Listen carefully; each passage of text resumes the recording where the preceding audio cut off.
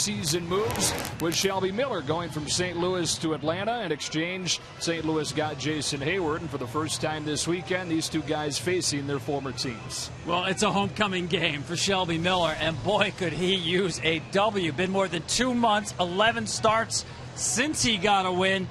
Nothing wrong with his stuff. The ERA just a shade over 3 in that time. Run support, that's been an issue, but Joe, he's got one of the most electric four-seam fastballs in the game. We might see upper 90s today with a lot of emotion. He'll face off with Carlos Martinez. Now we send it down to the field to the third member of our crew, Ken Rosenthal. Well, Joe, Freddie Freeman was supposed to come back at the end of the week. Then they thought maybe the middle of the week. But after playing one Gulf Coast League game, he is ready. He is in St. Louis on his way to the ballpark. The game he was supposed to play in Florida was rained out today, so this morning he was on the phone like a little kid going to different adults looking for candy. He asked John Hart, the president of baseball operations, could I come back? Asked the same question to assistant GM John Coppolella and to manager Freddie Gonzalez. They said, come on back, Freddie. He could play tonight as a pinch hitter or a reserve.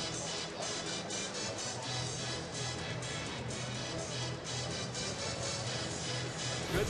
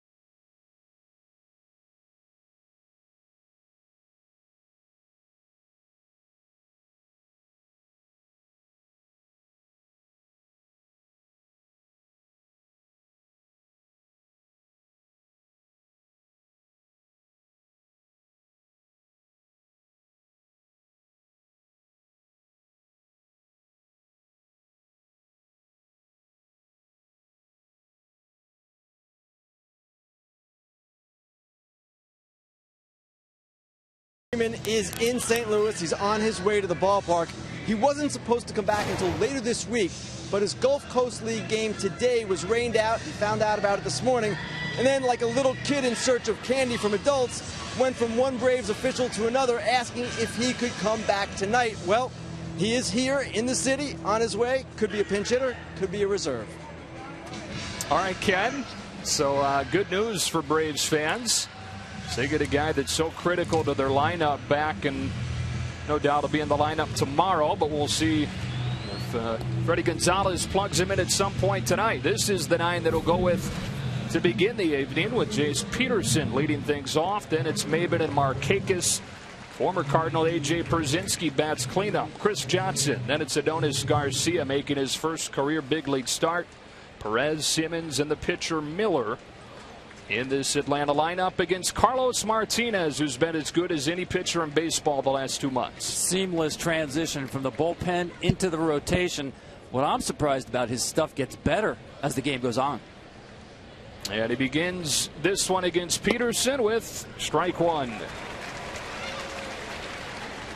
First time making a start for Peterson in a few days. Gave him off the final day of the Dodgers series. And then the first one of this one yesterday. He's quickly behind 0-2. Now, watching Martinez last year, you would look up at that radar gun and see 98, sometimes 99. Transitioning to a starting pitcher, more mid-90s, but a better pitcher. See the off speed there, the slider, and that's what I mean. You'll see more changeups and two-seam fastballs from Carlos Martinez than we saw out of the bullpen. 1-2 to Jace Peterson. Line to second for Wong for the first out of the ballgame.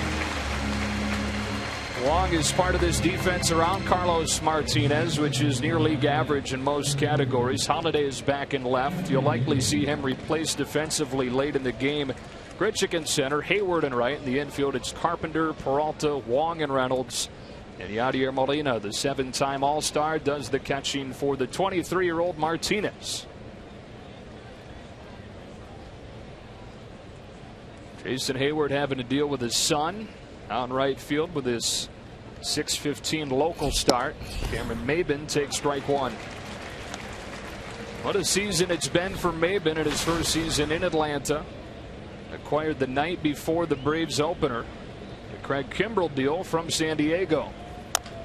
And a bouncing ball to third. Matt Carpenter, 2 up, 2 down.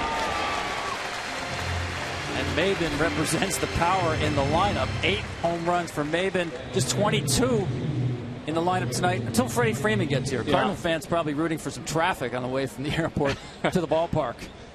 His offense has not been the same without Freeman in it. They're top 5 in the National League in runs per game with Freeman, but down near the bottom of all of baseball since he's been out. Markakis, one of the bright spots in this lineup this year. And lifts a fly ball to left for Matt Holliday, who took a poor angle on it, but adjusted and made the play to finish a 7-pitch first inning for Carlos Martinez. Shelby Miller, for the first time in a Braves uniform, takes the mound at Busch after this.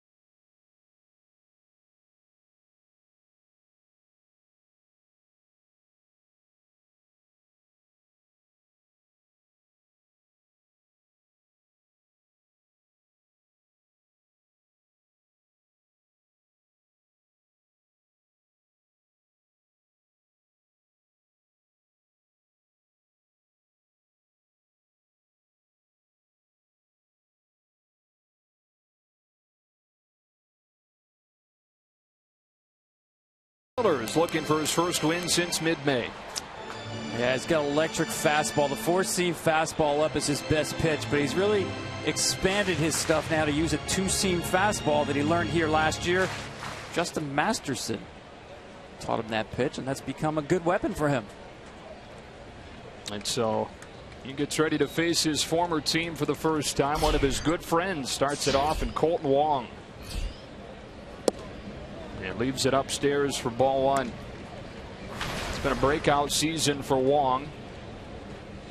Although this month of July he's hitting below 200. And waits on this 1-0. 2 balls and no strikes. Only one extra base hit this month for Wong.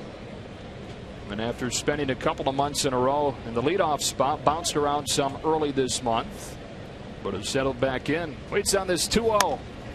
And flips one to left. Perez charges on, won't get there, and it drops in for a base hit. Wong with good hustle turns it into a leadoff double.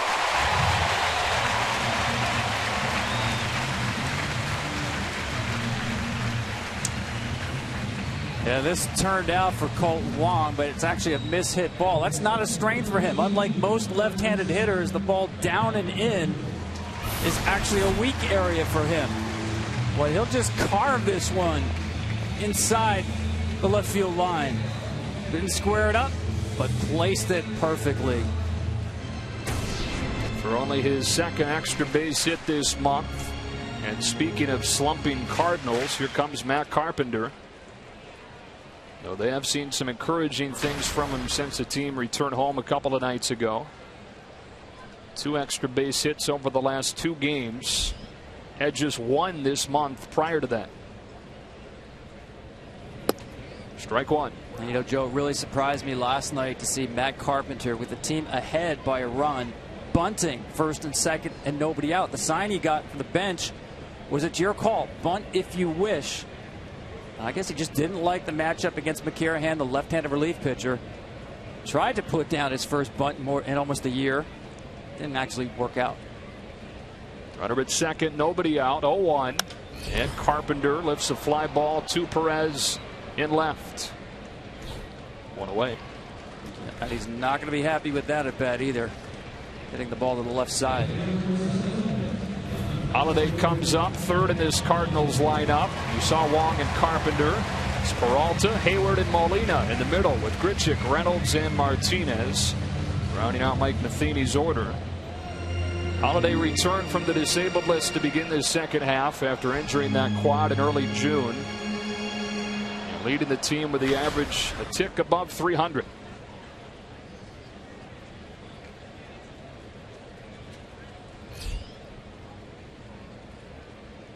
Shelby Miller to the 7-time All-Star Matt Holiday with strike 1. This is actually a good matchup for Shelby Miller because his go-to area is arm side up and in to right-handers, away and up to left-handers. With Matt Holiday, the book is crowd him in hard. Don't let him get those arms extended. Brzezinski sets inside. He missed his spot, left it over the plate, and got away with it. Strike 2. All-star in his first season in Atlanta is Shelby Miller. Got off to such a great start. He's 5-1 over his first 8 starts, but winless over his last 11. To no fault of his own, 7 of those 11 starts have been quality starts. 0-2. Up and in, ball 1. Yeah, 3 straight pitches you saw A.J. Pierzynski set up for that heater. Up and in. That's a good miss. That's right where he wanted it. Matt just didn't bite.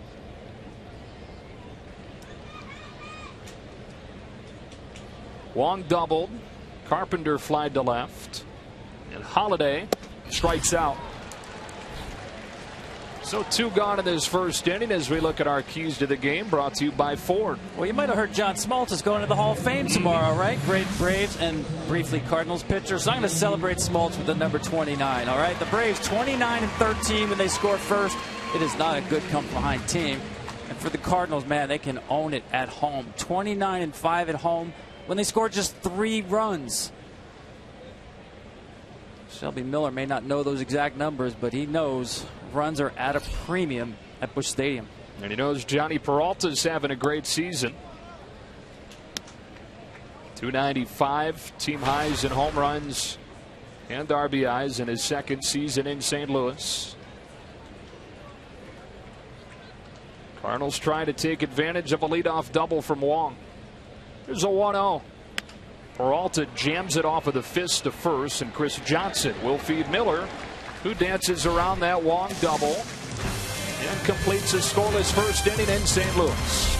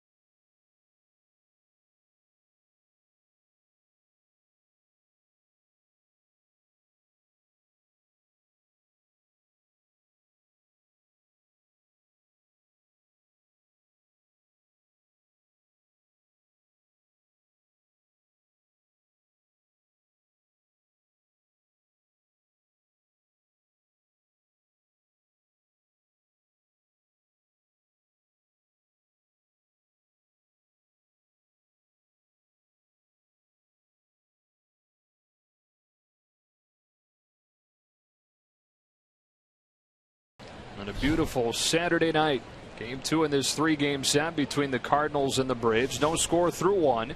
And Carlos Martinez to A.J. Pierzynski with strike 1. Pierzynski spent the final couple of months of last season in St. Louis, and now in his first year in Atlanta.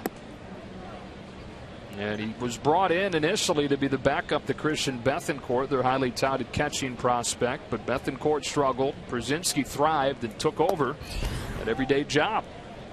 Yeah, I don't think the Braves counted on A.J. playing this much. But I'll tell you what, Joe, with all the youth in their rotation, it's a good thing this guy is playing a lot. 2-1. And a bouncing ball through for a base hit. First base runner of the day for the Braves comes on Pierzynski's third hit this weekend. Yeah, see, I'm not a big fan, for instance, with that New York Mets staff, with young catchers catching a young staff. A.J. working in the middle of the field, but to have A.J.'s experience behind the plate when every starting pitcher is under 25 for the Braves, that is a good fit. There's plenty of young arms on this Cardinals staff as well, and so many times Mike Matheny has praised their veteran catcher Yadier Molina and the impact he's had on their young arms. For me, he's still their most valuable player. Chris Johnson, the only Brave that has faced Carlos Martinez in his career. Strike 1. His playing time figures to go up some, with Juan Uribe getting dealt along with Kelly Johnson to the Mets yesterday. Started this season splitting time at third with Alberto Callaspo. That playing time went down drastically when Callaspo was dealt for Uribe. Strike 2. I'm shocked he swung at that first pitch. Chris Johnson, he's pretty automatic taking that first pitch. Only 3 first pitch hits all year. This is where he has trouble with 2 strikes, hitting 108. Slider dribbled foul, and it remains 0-2. generally you see people who take first pitches are good two-strike hitters. Matt Carpenter being one, Dustin Pedroia another. You trust yourself to get deep into a count, but when you hit 108 on 2 strikes, you really ought to be a little more aggressive early in the count. Stay out of jail. Down 0-2 here. Molina sets away again, and this time they get him with a slider. First punch out of the game for Martinez. 1 away in the second. Martinez, one of 4 starters in this Cardinals rotation in the top 17 in the National League in earned run average. Historically good when you look at the numbers for this Cardinals staff led by Derek Lilliquist. It's just amazing what they're doing this year. I mean, they're turning the clock back to 1968. Talk about the team ERA. There's Adonis Garcia attacking the first pitch and shooting his first career base hit into right. The 30-year-old with a knock to the opposite field, and 2 on with 1 out.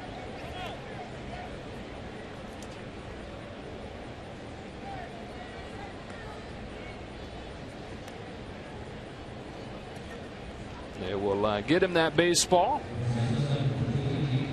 He'd only had 2 plate appearances in his career before that one, and a call up in May. Fastball up. It's a nice inside-out swing right there. You see Hayward kind of fighting the sun. And a souvenir for the mantle. Freddie Gonzalez told us before the game today that he had never seen Adonis Garcia, but had heard good things. Getting first opportunity to start today as that ball goes all the way to the screen and the runners advance. That was like the old backyard pitch back to Yadi Molina. Actually thought he had to play at third base on Pierzynski. That's a cross up right there. Let's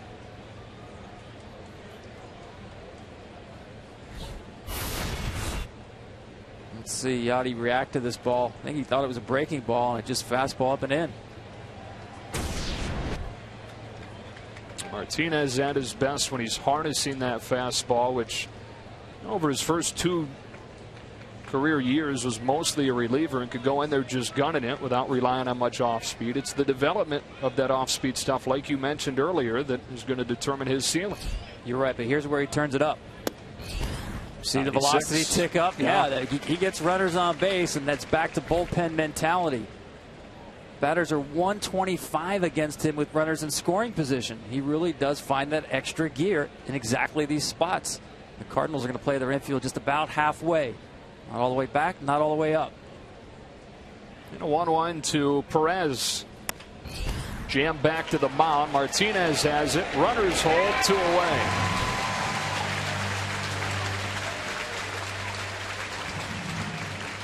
So second and third with 2 gone, and Martinez trying to pitch out of it. We're talking about how good this pitching staff has been as a whole. You know, historically, you've got to go back to the late 80s to find the last time a team finished a season with an ERA below 3. And we're getting late part of the season now. We're in late July, and they're well below 3. Put Simmons on to load the bases. Michael Wacha loves pitching in this ballpark. He's actually got the lowest ERA since this park opened at 06 among starting pitchers. Number 2 on that list, Shelby Miller. Who will bat with the bases loaded.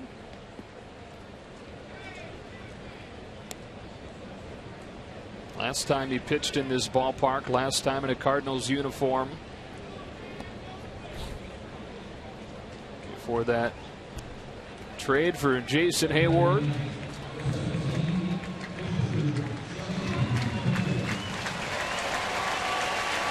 he gets a good reception from the St. Louis crowd.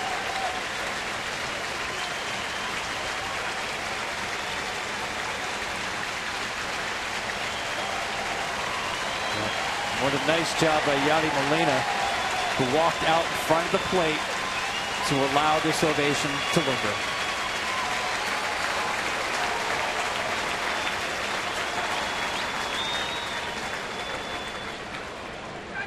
First round pick of the Cardinals in 2009.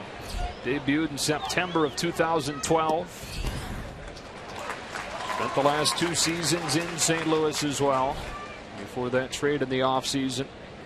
trying to help his own cause with the bases loaded here in the second. 0-1. Strike two. John Mozeliak, general manager of the Cardinals.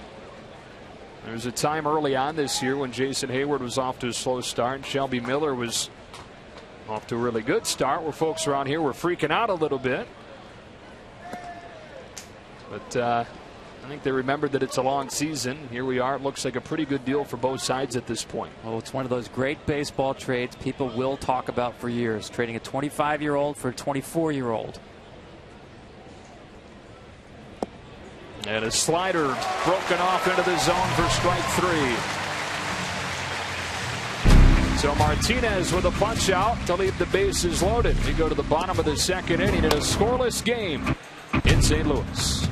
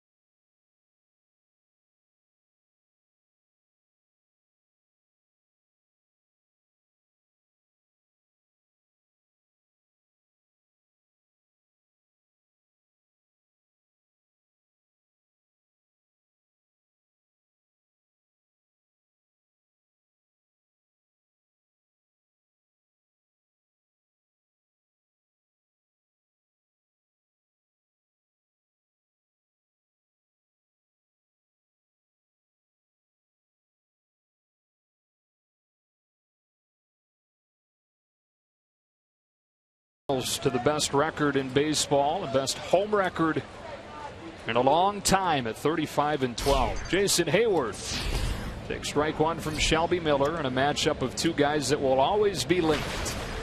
Yeah, and of course, in the past, wearing different uniforms, they have matched up before. Hayward 2 for 7 lifetime against Shelby with a home run. Rides up and in, 1 ball, 1 strike. And the reason I think it's a good matchup on Hayward's side is, other than that pitch, Shelby is a guy more comfortable throwing to arm side. Hayward more comfortable hitting the ball away. Chased one up, flied it to left for Perez. And Hayward the first out of the second inning.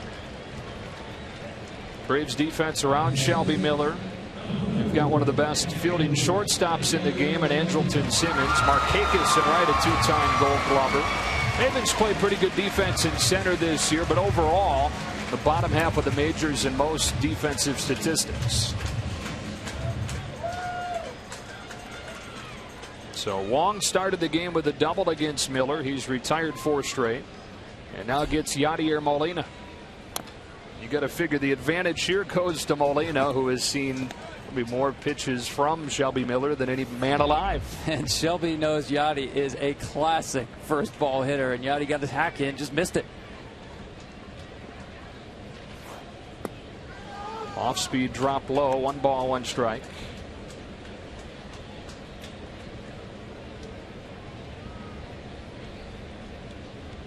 Base is empty with 1 away and a 1-1. just missed. 2-1 on Molina. Just really started to get it going for the Cardinals, hitting above 400 in his last 5 games. That includes that big bases clearing triple the other night in Chicago. Stand-up triple, mind you, for Yadier Molina. How many of those do you think he has in his career? Stand-up? Yeah. Yeah, I don't imagine there's been many. It was his first triple period in 4 years. Waits on this 2-2. Well, you can sit around and talk with Benji Molina about the art of tripling. Benji, of course, completed a cycle famously at Fenway Park with a triple. And here it is. They were down 2-0 when he came up and won it 3-2. 8th inning. Miller's 2-2. Molina bounces one towards the middle. Simmons from the outfield, grass.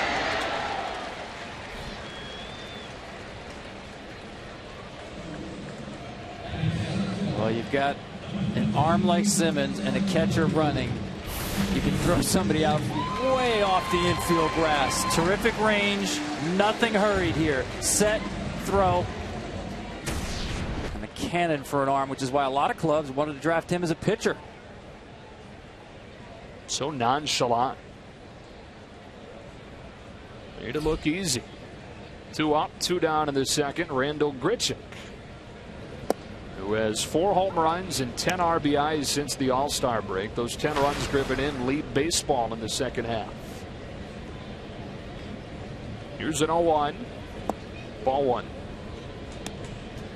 Actually, a little bit surprised in the outfield. They actually shade him a little more to the right side. Grichuk only 4 hits all year to the opposite field. You get anything inside half, he can turn on it. They set away and miss up. The highest pull percentage in baseball.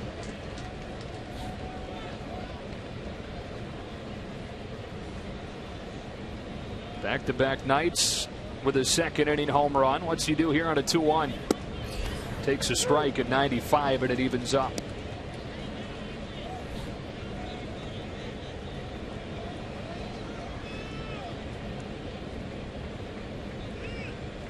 Miller trying to work a 1-2-3 second.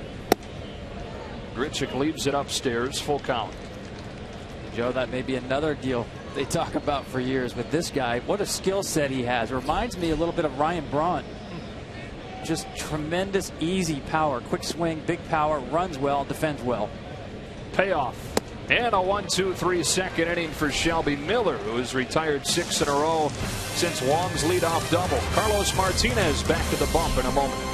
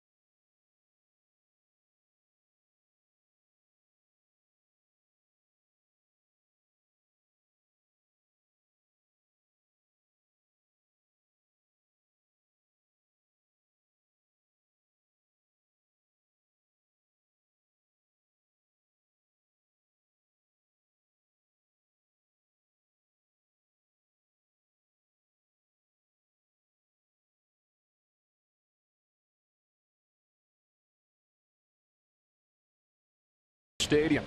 Top of the Braves order, Jace Peterson pulls the first pitch that he sees from Carlos Martinez into right for his first base hit since Monday to begin this third inning.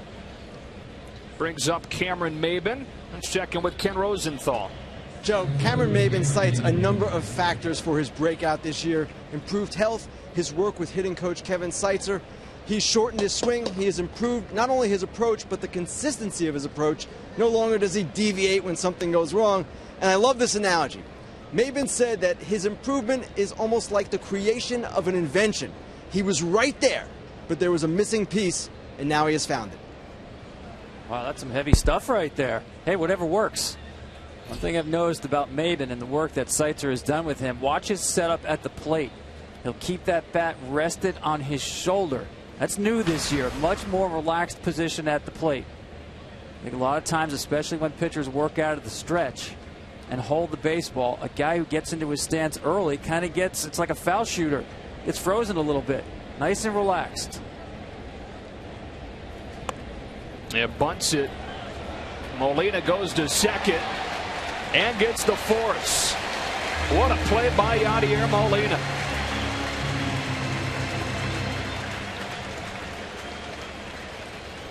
Oh, bunt definitely part of Maybin's game. Has 6 bunt hits this year. This one, obviously, he wanted to get much further away from the plate. Watch it just die on the bat. And Molina on it quickly enough. That plate, the entire plate is in play. If you follow the foul lines, they go all the way to the back of the plate. The Braves actually were looking at the replay in the clubhouse to see if they challenged. They understood. Jordan Baker, the home plate umpire, got the call right, and Yadi Molina made the right call in fielding that ball before it went foul. And so fielder's choice has Maybin aboard, and one gone for Nick Markakis. 4 years, $44 million, the offseason deal that he signed after 9 years in Baltimore. Ball one. He's been really consistent for Atlanta. The power numbers way down. In fact, he hit his first home run of the season this week.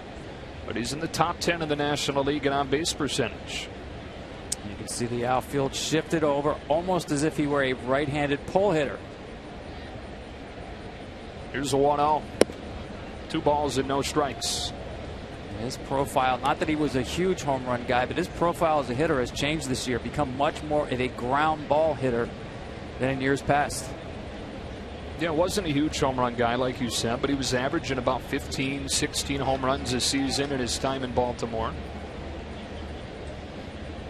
Granted, at a park where the ball flies pretty well, and it has not flown well at Turner Field this year.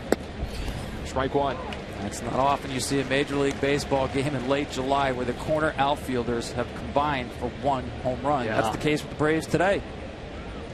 Last in the majors in home runs. Second lowest percentage of their runs from homers in the last 2 decades for any team.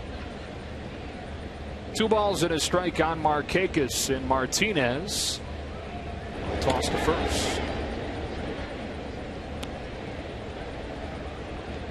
Boy, they sure need Freddie Freeman back, don't they? They sure do. And talking to Freddie Gonzalez, he said the toughest thing managing the team is when they get behind. You just don't have, other than Freeman, the ability to change the score with 1 swing. 2-1. Fades away. 3 balls and a strike on Markakis. This team, they like the close games. They're comfortable in those games. But 3 or 4 runs behind, well, for any team, but especially for this team, they just don't have the ability to score quickly and in bunches. Maybin at first with 1 away and a 3-1. Markakis bounces 1 to short, should be 2 and is.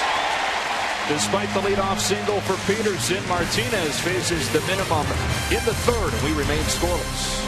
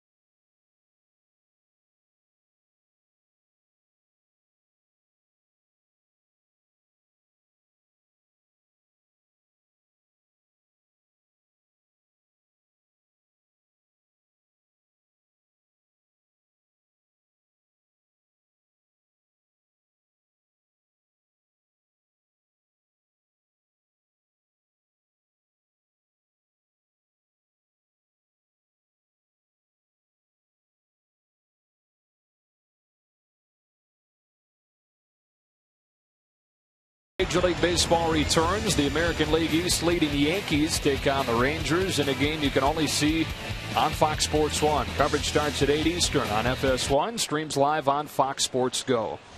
Shelby Miller back to work against Mark Reynolds, who's hit up high.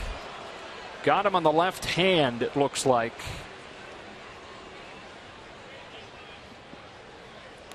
Greg Houck, head trainer for St. Louis, out there quickly. Well, remember, we talked about Shelby Miller's four-seam fastball. He's a guy who likes to run it up and in on right-handed hitters. That's his go-to zone. Mark Reynolds had no chance of getting out of the way of this one.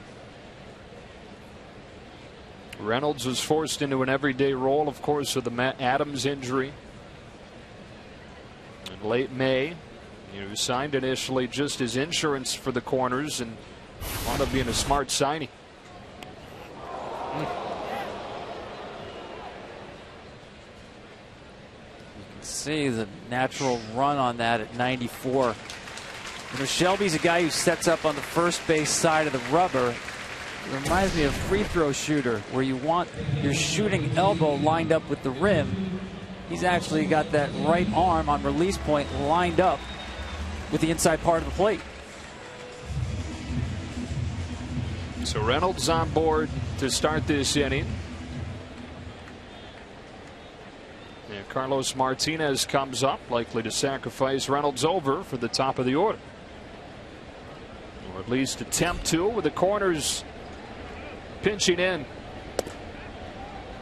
That's ball one. The Cardinals do so many things well, and textbook fundamentals right there. On the bunting position by Martinez. I love him squaring around early. You're not fooling anybody. Set the bat at the top of the zone. Bunts it in the air to first. Johnson turns it for a double play. Peterson covering at first. And Chris Johnson hit him. Two gone. Well, it looked good until he actually bunted the baseball.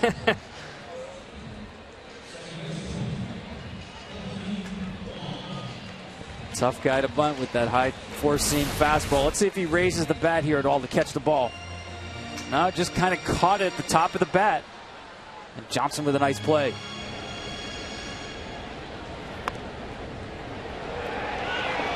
Reynolds unable to get back. Peterson covering, two away. Colton Wong swings through a 94-mile-per-hour fastball for strike one.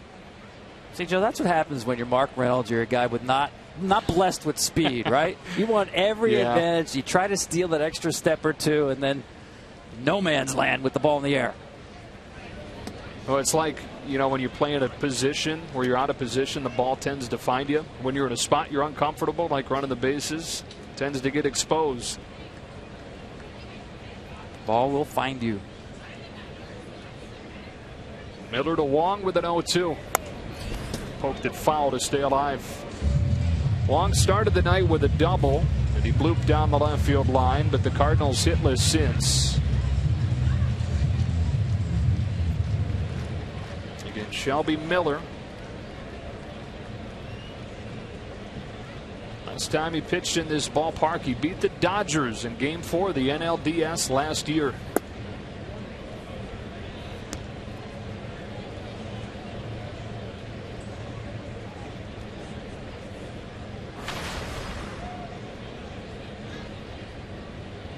Here's a 1-2 to Colton Wong. Fastball rides in and it evens up. 2 balls, 2 strikes on Wong. You know, it's interesting how a game starts to take on a personality early, and right now it looks like Miller and Martinez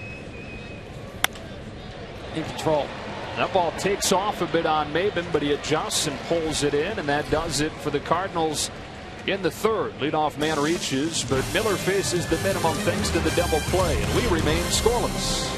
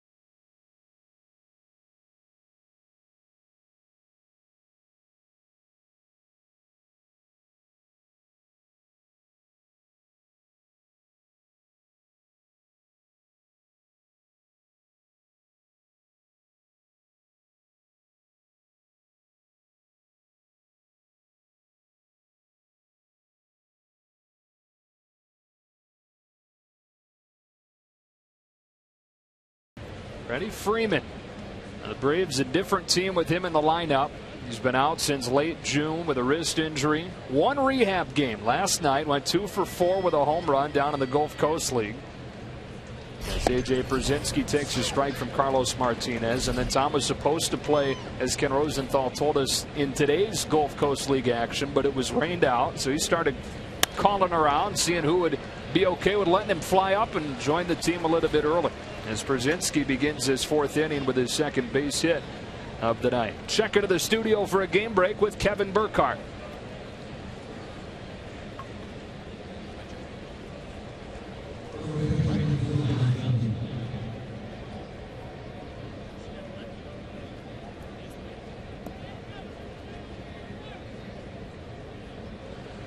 As Chris Johnson comes up, and Tom, now the question becomes, does that boost his value, or are you now concerned that he ran the pitch count too high?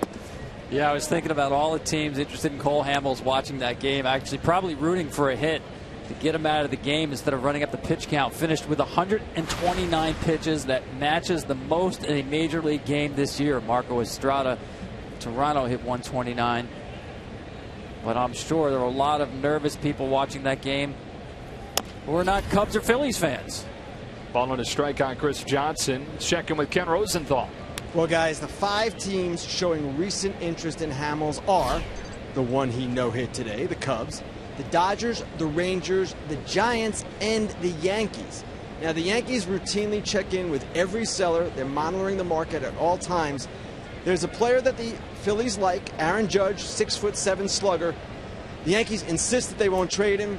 We'll see what happens in the days ahead. This is not, Tom, the kind of move the Yankees usually make, but their farm system is a lot stronger now than it has been. It's a lot stronger, and I agree with you. I think if you went back 15, 20 years, you know, no prospect was off limits, but Brian Cashman has been sticking to his guns on Judge and Luis Severino, their top pitching prospect. I don't think they would move either one, to be honest with you. 2-2 on Chris Johnson. You know, it's amazing to look at Cole Hamels, what he had done in his last 2 starts. There were people that were starting to worry, you know, what's going on here? He'd given up 14 runs on 20 hits over his last 6 1/3 before tossing this no-hitter today.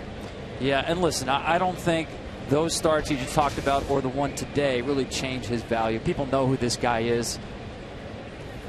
He's an elite pitcher. I wouldn't put any stock in any small sample like that.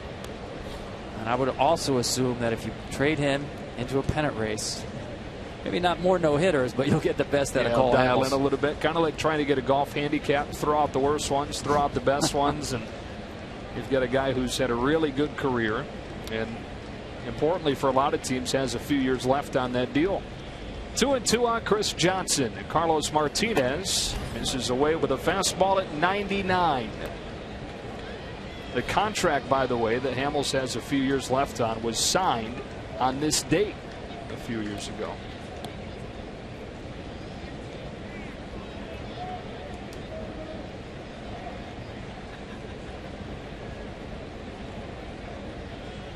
Brzezinski started the inning with a single. And Chris Johnson strikes out. Good battle against Martinez, but he ultimately goes down with his 2nd K. No score, top of the 4th inning, Busch Stadium in St. Louis. Sun going down. Joe Davis, Tom Verducci, Ken Rosenthal. Cardinals' best record in baseball. They've won 4 in a row, 6 of 7 since the All-Star break.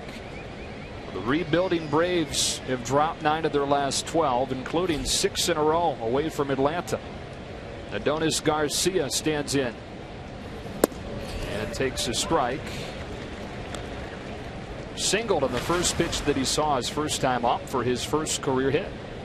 I really got a kick out of Freddie Freeman when he showed up in that dugout. You saw all the hugs in there.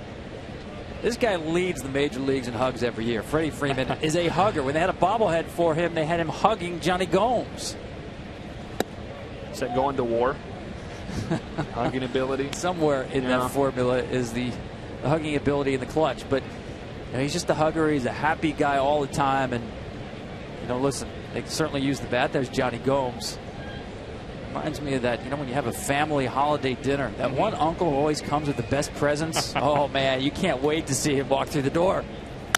Garcia cracks one to short. Peralta goes the short way for one, and one to first, a double play.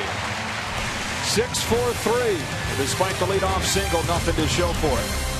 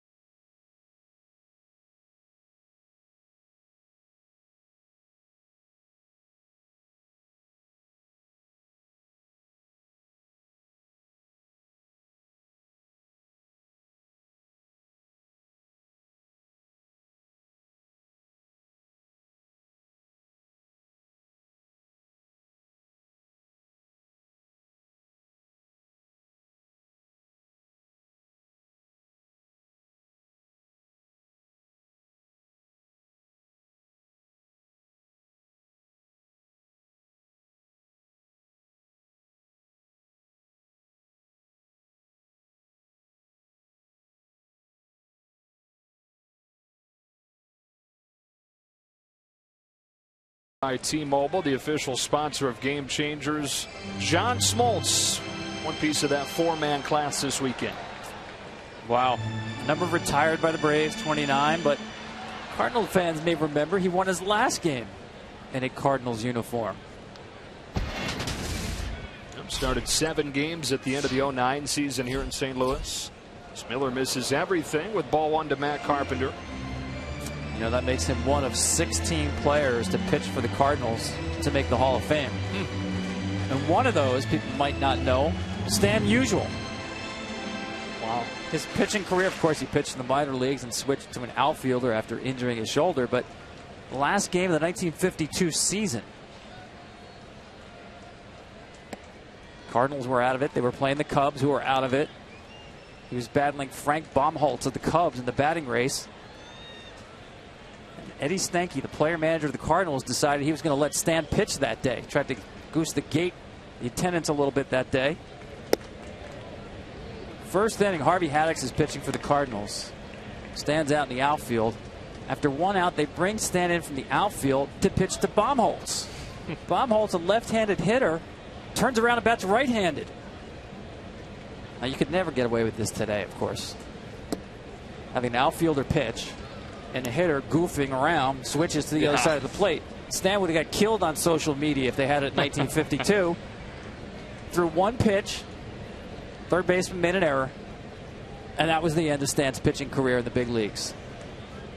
But it's all he needs to be 1 of 16. He's 1 of 16.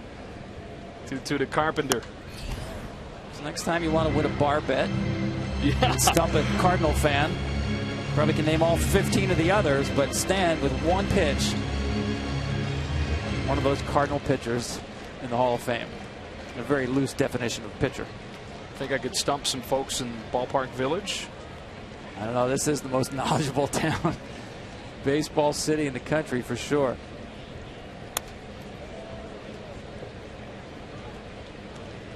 Right there. Just beyond left center. The spot to be. Before and during and after these Cardinals games. And it is usually celebrating a Cardinals win, 35-12 in this ballpark this year. Carpenter takes down low, and the count goes full. This has been an impressive at-bat to begin this fourth inning. This is what he's best at. Not lately. You see there the last couple of months, but the more pitches he sees, he feels like the count and the at-bat moves in his favor. Waits on a 3-2. Continues to fight against Shelby Miller. Got off to such a great start this year. He's hitting .318 at the end of May, but hitting just .184 since. A home run 2 nights ago, a double last night, and an encouraging at bat here starting off the fourth. Another 3-2 and another foul ball. Fourth time he's fouled off a 2-strike offering from Miller.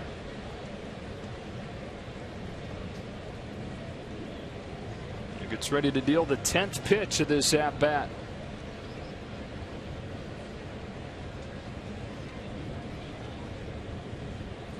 Carpenter takes ball 4.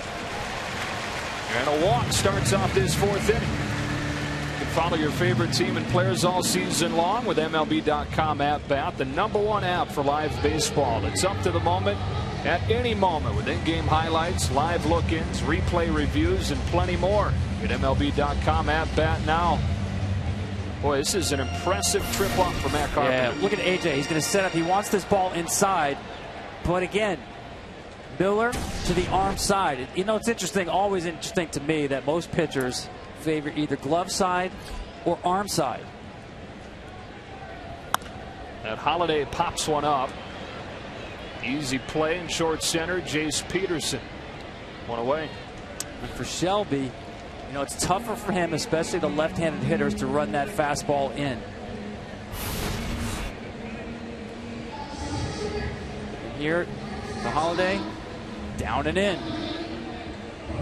Looks like the cutter. Very good location right there. The Cardinal fans probably say, wow, he has really grown, because they remember a guy who was just, he was like the last machine at the batting cages, just pumping in four-seam fastballs one after the other. Johnny Peralta with a runner at first and 1 out. There was a time when Miller was in AAA where they started calling the games from the dugout like it was junior high or high school baseball, to force him to throw something other than that four-seam fastball. And even early on in his big league career, he relied on it more than any pitcher in baseball. 70% of the time. Misses upstairs with it here, ball 1. But it's been the evolution of that sinker and that cutter that have led to the improved numbers. You mentioned it earlier. Learned that sinker grip from Justin Masterson. Learned the cutter grip from Adam Wainwright. Here's a 1-0. Peralta flies it to right for Markakis, who a while ago was battling the sun, but now an easy play and 2 gone. He's putting together one of the best seasons for a recently moved Cardinals pitcher ever. How about this? The Cardinals don't let many good ones go.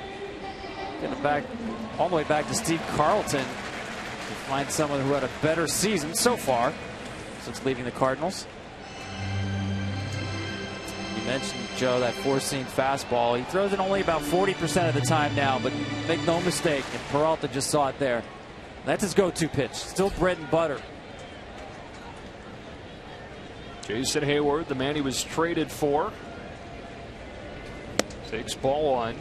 And the fact that he's started to throw that sinker and that cutter more often, more effectively, has just made that four-seam fastball that much more effective. Yeah, he can change the eye levels, work down with the two-seamer, up with the four-seamer. I mean, big league hitters hit good fastballs, but they don't hit Shelby Miller's fastball. 189 against it.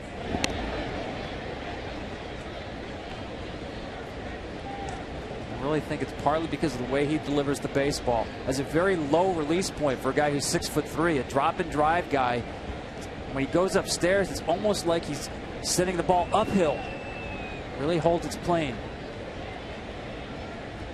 The pitch is 1-0, and Hayward swings through it. There it was, 1-1. as he became so reliant on that four-seam fastball. He had the second highest hard hit rate in the majors over the last 2 seasons overall. He's better than league average this year. He's developed those other pitches to go along with a four-seam. His 1-1 catches a generous outside edge for strike 2. Yeah, nice backdoor cutter right there. Gets the call from Jordan Baker. Watch, this is a pitch that Hayward will give up on, thinking fastball away. And watch it come back, and maybe it caught a sliver of the plate.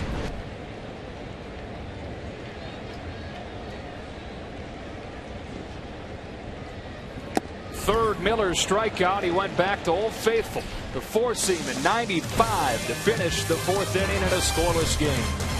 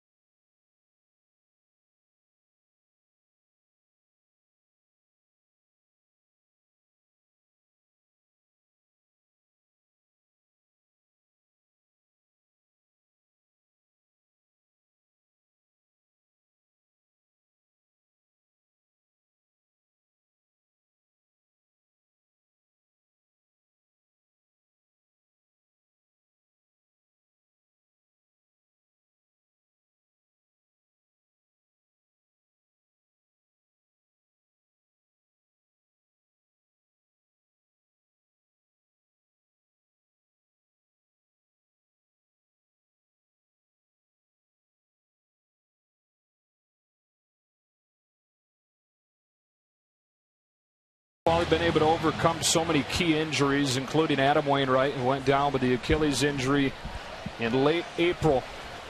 No score as we welcome you back inside Busch, and we welcome Adam Wainwright, full uniform, inside our booth. Adam, we appreciate you stopping up. Thank y'all very much for having me.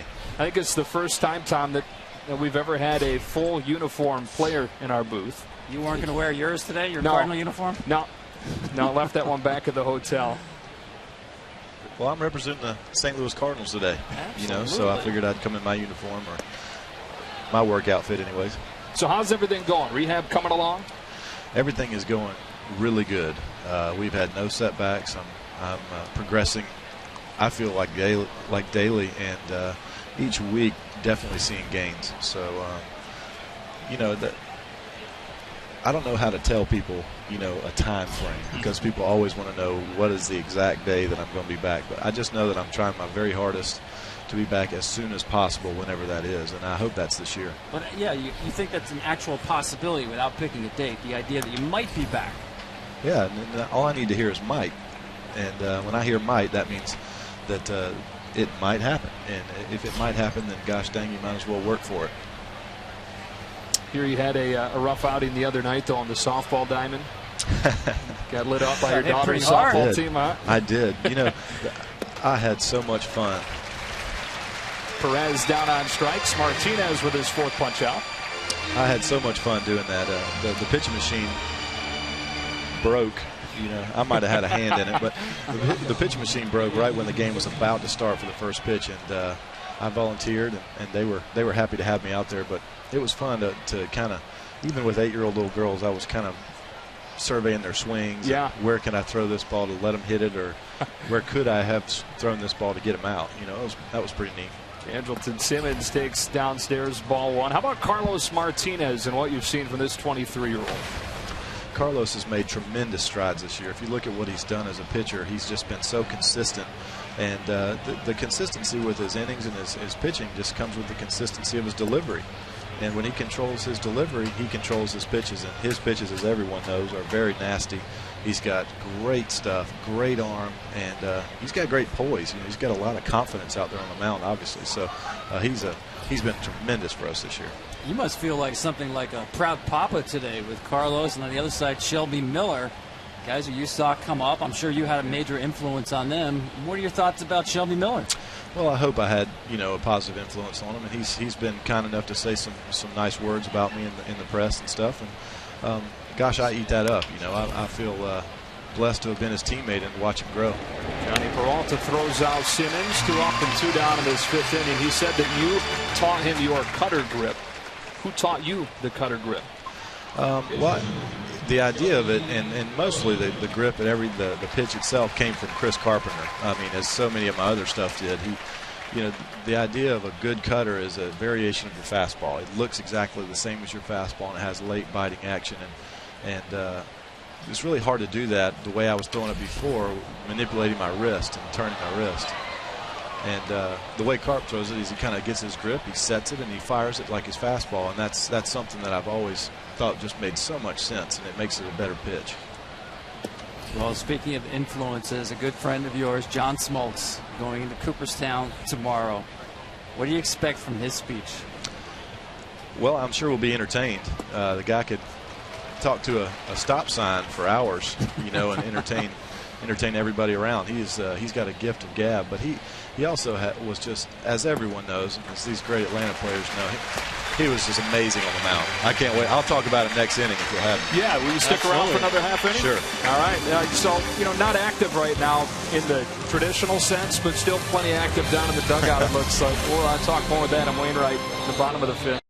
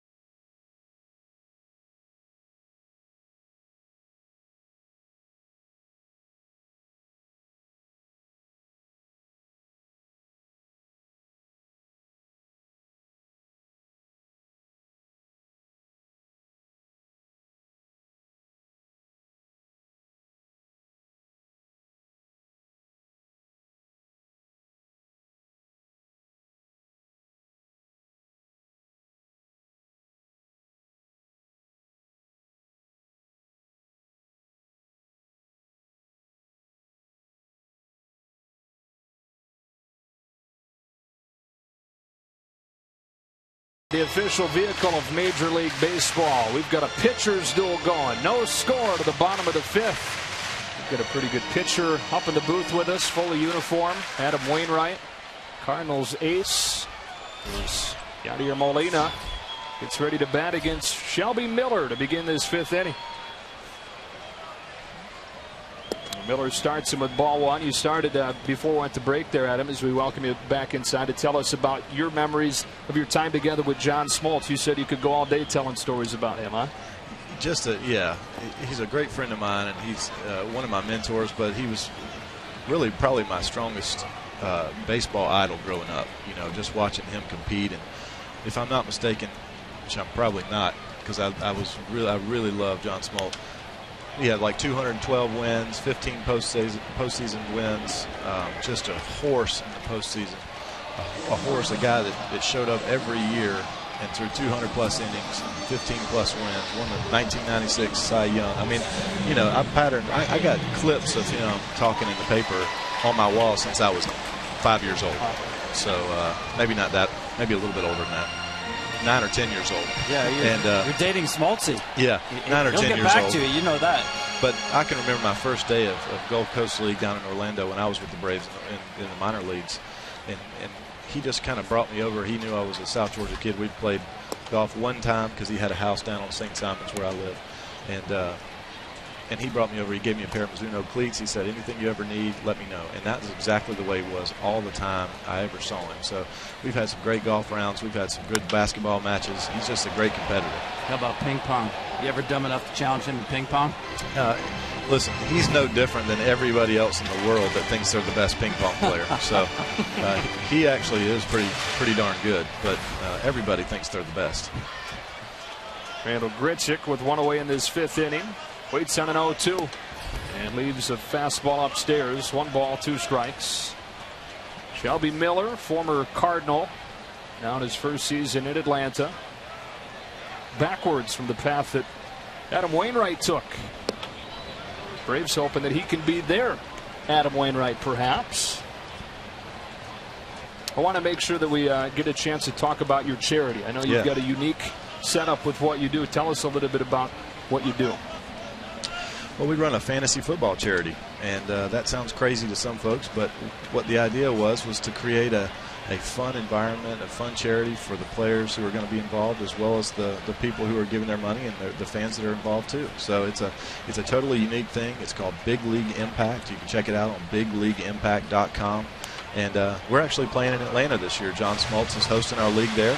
And he's got Tom Glavine and Shelby Miller and A.J. Krasinski joining him. So if you want to play fantasy football in Atlanta, you got a couple of Hall of Famers to play with. And if you want to play with us in St. Louis or any of our other 7 cities we're playing it with, please check out bigleagueimpact.com. This year in St. Louis, we got John Hamm and Ozzie Smith. It's a fair ball to third and a nice play by Garcia to retire Grichuk. But we've got some great guys playing this year in St. Louis. Some big names: Ozzie Smith, John Hamm, like I said, and 6 or 7 Cardinal players to go with them. So we're going to have a great time. All the money we raise goes to help people. We do basic needs initiatives around the world, helping people with food, water, and shelter projects. We've given 5,000 people clean water so far through Water Missions International. We fed last year. We fed 26,000 kids in St. Louis through Operation Food Search. Just here in St. Louis alone, we built a house. We're doing all kinds of really cool things through the world of fantasy football and baseball as a combination. It is a really fun thing, and we'd love to have people join in and play with us. Mark Reynolds corks one foul. 1 ball, 1 strike. A scoreless game in the bottom of the 5th. Visiting with Adam Wainwright. Well, that sounds like an incredible effort where you can have fun and for a great cause. Yeah, you can brag to people that maybe you kicked Adam Wainwright's butt in fantasy football, too. It's so unique because the fans get to come to the field and they have a tour of the stadium. They get to go in the locker rooms, the dugouts, hang out with players, pictures, autographs, and hang out for BP on the field. They watch BP on the field, and then they get tickets in the suites to watch the game. And then they get to play a fantasy football season with us all year long, talk trash on the message boards and trading with us and all that kind of stuff. So it's a really cool thing. Reynolds down on strikes. Adam Wainwright, we sure appreciate you coming up and spending some time with us. Yeah, thank you for having me, man. I love this stuff. And y'all are doing a great job. It's fun to watch it. Thanks, Adam. Best of luck with that rehab. I know Cardinals fans excited to see you back whenever that may be.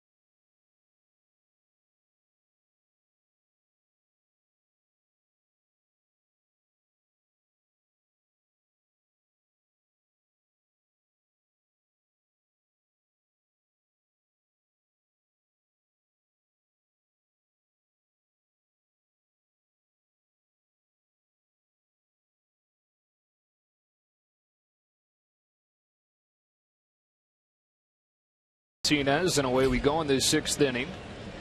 Third trip through the order for the Braves. And quickly 0-2. Peterson is 1 for 2 today.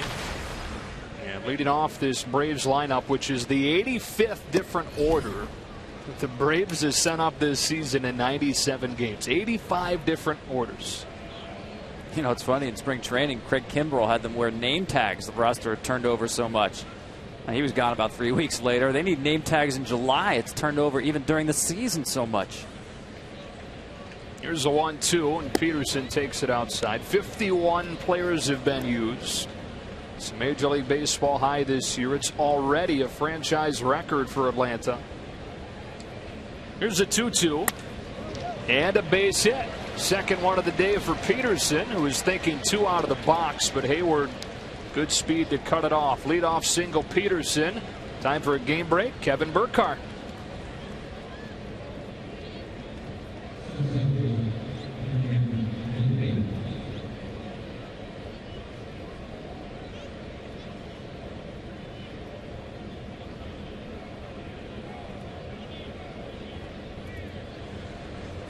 Kevin, towards the end of the first half, remember Pittsburgh won 3 straight games against St. Louis to get to within 2.5 games in the Central. But that lead now back to 6 for the Cardinals. The Pirates have dropped 5 of 6 to open the second half. The break came at the wrong time. Yeah. You know, it's really interesting to me with Carlos Martinez. That's now 4 leadoff singles for the Braves. That's been the pattern all year for him. Hitters hitting .295 leading off. And then he goes into operation shutdown once anybody gets on base. I don't know whether he's just more comfortable out of the stretch or he needs the adrenaline rush. Inside to Cameron Maybin, ball 1. Maybin is 0 for 2.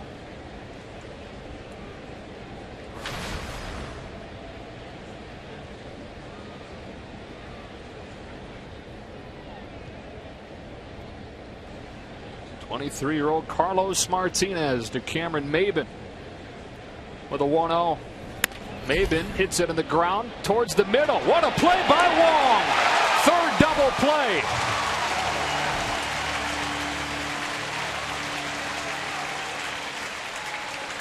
Take a look and see if his foot was on the bat. I think it was. I think he plays it almost as a first baseman would go to take a throw. Great footwork here. On the bag, yes. He completes the double play. That's if you're the Braves, you know you're going badly. You start the runner, try to get something happening here with Maybin. Hits it in the wrong spot. The ground ball double play. How about the body control and the spatial awareness of Colton Wong to know exactly where he is. Barely keep that toe on the bag. And turn the third double play of the night for the Cardinals. 1 ball, no strikes on Nick Markakis. 0 for 2 tonight. 1-1.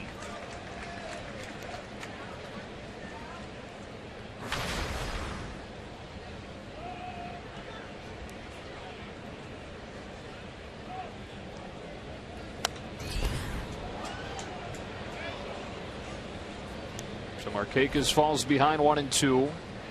He has more hits than any other active player in baseball that hasn't gone to an All-Star game. It's quite a list. How about that? His former teammate, Juan Uribe, brief teammate. Bouncing ball to first. Reynolds has it. Stayed in the game after getting hit by the pitch a couple of innings ago, and he'll take it to the bag unassisted. Still no score. Middle 6.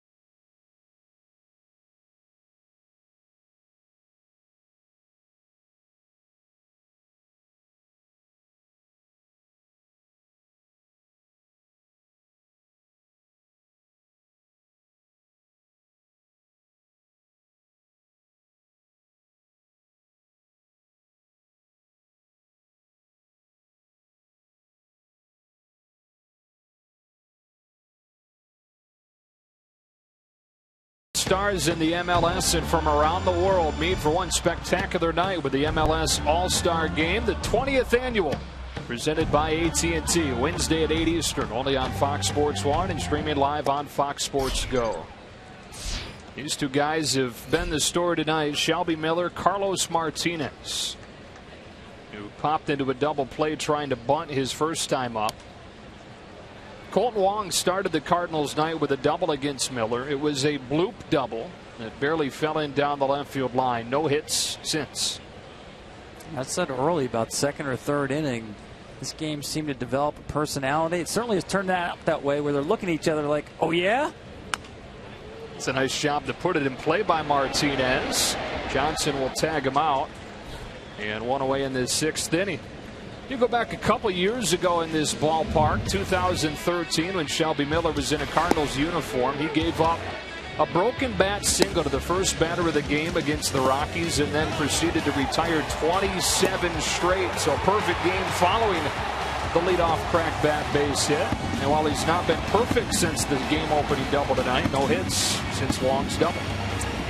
See, wearing a different number last year, number 40, and a little bit of change to delivery. Last year, and actually throughout his Cardinal career, those couple of years, would start with the hands up at the chest. Now you see at the belt and bring them up, creating a little bit more rhythm. Looked a little more robotic last year. The hands stayed in front of his chest the whole time. Speaking of Kolten Wong, he waits on this 0-1 and takes ball one at 96. Adam Wainwright's back to the dugout. Sure enjoyed visiting with him. Here's a 1-1. There's ball two. Pitcher comes up to the booth and we get 2 1-2-3 innings. Yeah.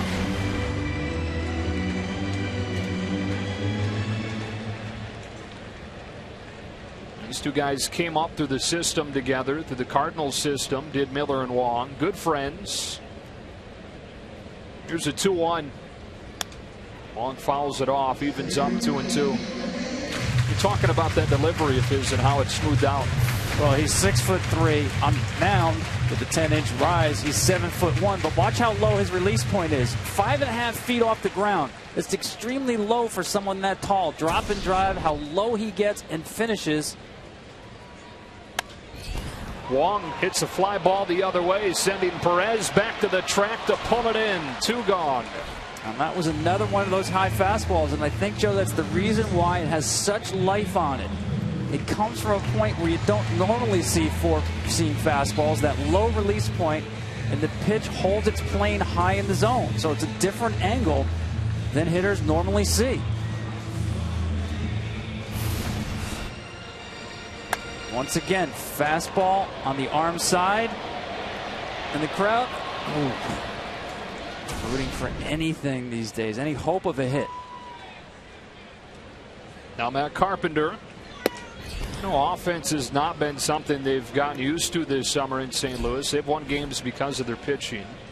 4 runs per game puts them a touch below league average, but historically good pitching. Here's an 0-1. Carpenter takes strike 2.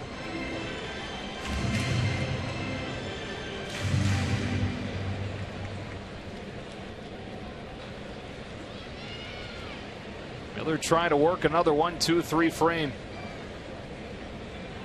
Back to the fastball away. Carpenter, who had an 11-pitch at bat that turned into a walk his last time up, fights this one off, and it stays at 0-2. We talk about that offense struggling for the Cardinals to get going all season. That Carpenter a key to getting it going. And he waits on another 0-2. Ball 1. You know, it's interesting, Joe. We talked about the development of Shelby Miller, but there's no question he's got more back to his 2014 form. That fastball, four-seam fastball, up and away to left-handers, in and up to right-handers. Here he's going to shake and go off speed. With a 1-2. Missed up, so it evens up on Carpenter. 24-year-old from Texas. All-star in his first season in Atlanta.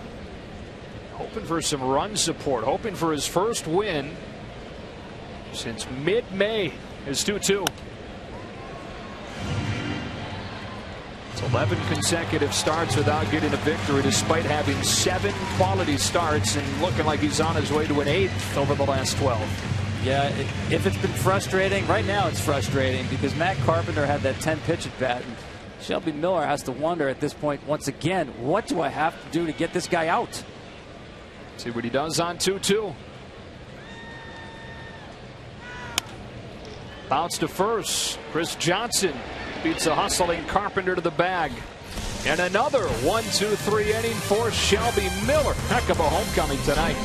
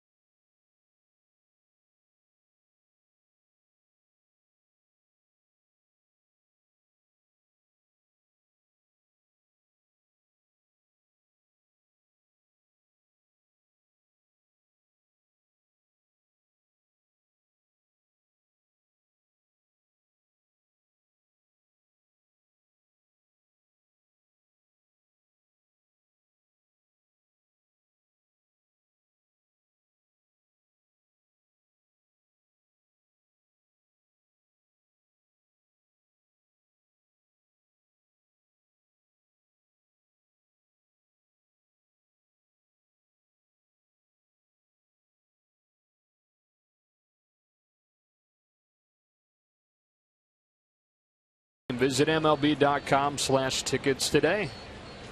A.J. Pierzynski leads off this inning against Carlos Martinez with a fly ball to center for Grichuk. 1 pitch, 1 out. Freddie Freeman, who this morning was waking up thinking he was going to play in another Gulf Coast League rehab game. That game was rained out, so he started calling around, begging the brass to activate him much earlier than planned. It finally got through, and they said, all right, get on a plane, get up here. He got here right after the game started and now makes his first at-bat since mid-June. He was calling everybody in the Braves organization, the manager, the general manager, the assistant general manager. It's like when you're a kid, you ask one parent for something, they'd say no. Well, you try somebody else. Well, it finally worked. Freddie Gonzalez got one of the calls from Freddie Freeman. He was saying that he was waiting for updates from Freddie Freeman, who was supposed to log on to the internet on the flight to keep him posted with the status. And he lifts one to left for Holiday. Off the end of the bat, a little bit under it. 2 away. Well, on Tuesday, MLB returns with Yankees Rangers, only on Fox Sports 1. You'll have that one with Kevin Burkhardt. The Yankees have, in a year where it looked like nobody was going to gain any ground or separate in the East, have started to push forward and look like a pretty complete club. Absolutely, now that they're completely healthy, with Ellsbury and Miller back in the team in the last couple of weeks. And I think Tanaka's getting that game. Always a good watch. Well, how fast is Carlos Martinez working? I'm telling you, he left his car double parked with the engine running. Facing Adonis Garcia. Here's a 1-1. And Garcia hits a fly ball to left center. 1, 2, 3 go the Braves on 3 high flies, but just 6 pitches for Carlos Martinez. Surgical tonight. No score.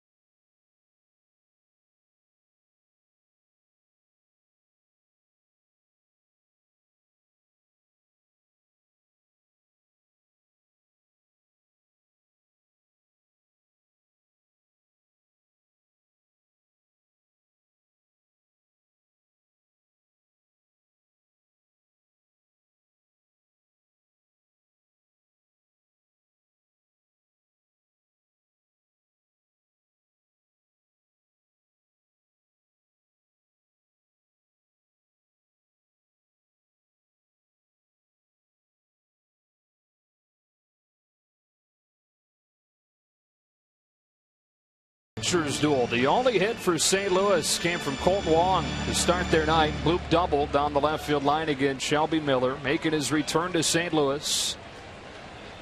To face a team that drafted him back in 2009. Freddie Freeman remains in the game after pinch hitting for Chris Johnson and plays first. Matt Holliday takes ball one. Well, you can really see both pitchers know they have quality stuff. Really taking no time between pitches. Shelby Miller actually always the first one on the field between innings. Can't wait to get out there.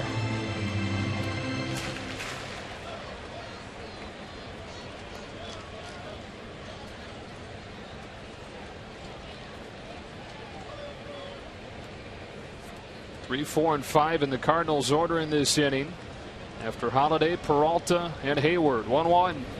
Holliday bounces one to second. Jace Peterson. One away. Let's bring in Ken Rosenthal. Well, guys, yesterday the Braves traded Juan Uribe and Kelly Johnson to the Mets. Freddie Gonzalez telling us before the game, our loss is the Mets' gain. He said that both players were extremely professional in the clubhouse and quite productive as well. Well, Freddie Gonzalez proving a prophet tonight. Kelly Johnson batting cleanup for the Mets, 2 for 3 with a homer. The Mets lead 8-1. Wow. About time the Mets go do something, huh, guys? Absolutely. I mean, listen, it's not the blockbuster deal that a lot of Mets fans were looking for, but they got better in both cases, no question. Two professional hitters. Speaking of blockbuster, I'll go back to Marco Scutaro when he was traded for and the Giants obtained him. That was his nickname for all the big names that are out there at the trade deadline. Marco Scutaro became blockbuster. Sometimes it's those complimentary players, get them at the right time. That's what the Mets are hoping for with Uribe and Johnson. And Michael Conforto, their top hitting prospect, they just called up from Double-A. 0-2 to Johnny Peralta. And he pulls it softly to short. Simmons, 2 up and 2 down. Follow your favorite team and players all season long with MLB.com at bat, the #1 at bat for live baseball. It's up to the moment at any moment. Get MLB.com at bat now. Jason Hayward is 0 for 2 in the first matchup between these guys in these uniforms. They had faced off wearing opposite uniforms, and Hayward went deep against him once earlier in his career. And with the bases empty and 2 gone in a scoreless 7th. Hayward lifts a fly ball to left. Perez is on to pull it in, and we continue to march along. 7-pitch inning for Shelby Miller, who's retired 12 in a row since a 4th inning walk.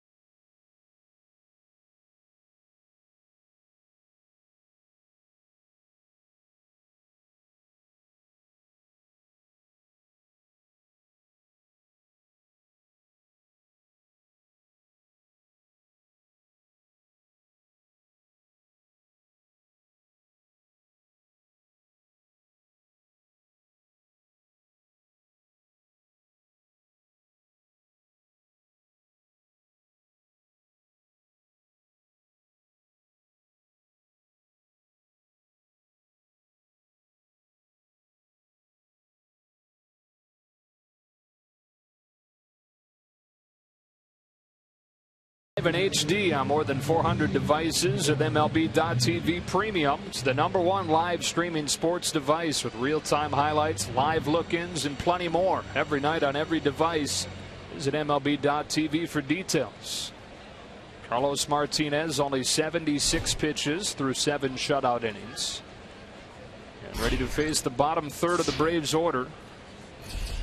Yuri Perez takes strike one. It has the feel of it, a feel to it of a game where one run just might be all you need.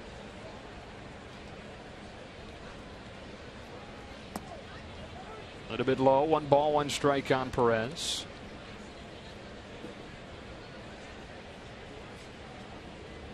We're seeing his first opportunity to have significant playing time. Only a handful of at-bats prior to this season.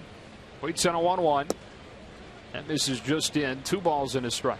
We talked about the 51 players that have come through this year. Perez, Daniel Castro, Adonis Garcia all have worn the number 14 this year. They're all on the active roster right now. I think they did rock, paper, scissors to see who got it tonight. 2-1. Fastball at 97, 2-2. And you've got 51 guys that you've used. You start rolling out more and more of those offensive lineman numbers. Well, the all-time record set last year by the Texas Rangers, 64. They get a shot. Part of this rebuilding project under first-year GM John Hart, who of course dealt Jason Hayward, Justin Upton, Evan Gattis, Craig Kimbrell on the eve of the season. 2-2, and a nice job to stay alive by Perez. Yeah, you see the pitch count for Martinez at 82. That 81st pitch was his best bullet, coming in at 98. Backs that up with that wicked slider. As you said, Perez, a nice job just to get to another pitch. Perez leading off this 8th inning by bouncing one back to the mound for Martinez. 1 out. Well, Martinez has been really good, but there have been some opportunities for the Braves that have been squandered because of the double play ball. 3 twin killings struck tonight by St. Louis. Yeah, here's the second one, and Freddie Gonzalez is going to say, you know what, let me start a runner, which he does right here, and it winds up costing them because the ground ball by Maven right at Wong at second base. Stranded the bases loaded in the second. Leadoff man reached in the 3rd and the 4th and in the 6th. Here's a crack bat pop to left center. That one's falling. Base hit. Andrelton Simmons with a bloop single to left center. And a 1-out base runner for the Braves in this 8th inning. Yeah, just kind of in no man's land out there. Fastball just saws the bat in half. You see how deep the outfielders are late in the game, defending the double. It's not quite a full no doubles defense, but too far back to get this bloop. And Holiday in left, probably not quite 100% yet. Back from that quad injury. Both starters have been tremendous tonight. They face each other here. Carpenter's about 40 feet from the plate, charging into your picture with Miller bunting it foul. Boy, he must have a good orthodontist. That is. Listen, I know it's an obvious bunt situation. The guy comes in hitting 031, but look how close he is. And sometimes you can give the pitcher the opportunity, the option of slashing. And the defense plays that aggressively. Pulls it back, swings away, and fouls it off. And started the runner at first base, and I think the way that Carpenter was so aggressive on the first pitch influenced Freddie to start the runner and give him a slash opportunity.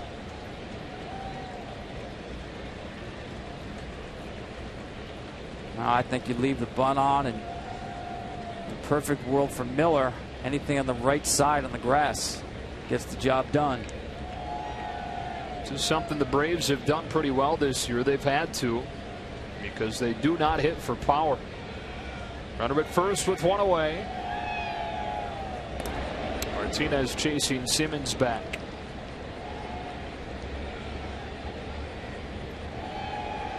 I mean, I know Shelby really wants to push this ball to the right side, but that's got to be a little unnerving how close Carpenter is getting to him. Molina's setting away. Sliders up 1-2.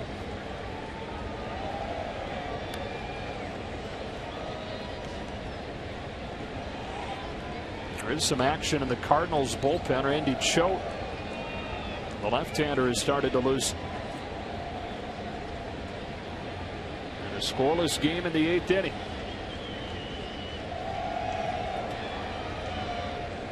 One-two. Another slider, and a great job by Miller to lay off it. 2-2.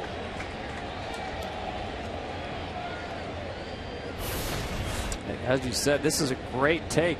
Reads the spin on it, pulls it back at the last minute, just out of the zone.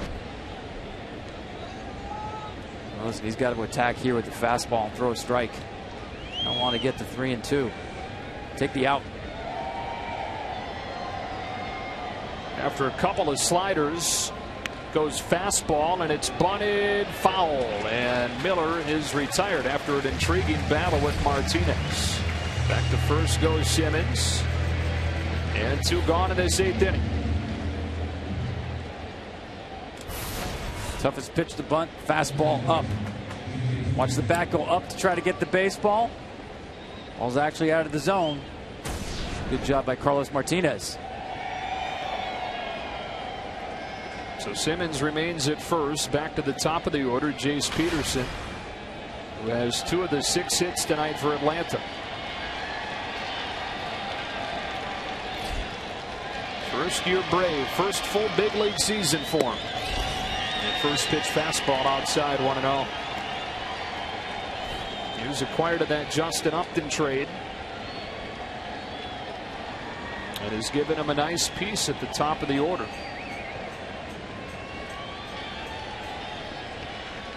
Simmons at first with 2 gone. The 1-0. 1-1.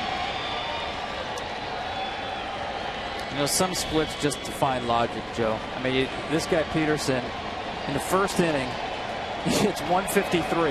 After that, he's great, 305. What happened today? Rounded out his first at bat in the first inning. 2 for 2 after. Are you saying they should move him out of the leadoff spot? He'd be great in the second half of the lineup. He waits on this 1-1. It's upstairs. No runs on 6 hits, all singles for Atlanta. No runs on just 1 hit for St. Louis against Shelby Miller. Colton Wong started the night with a double. That's it.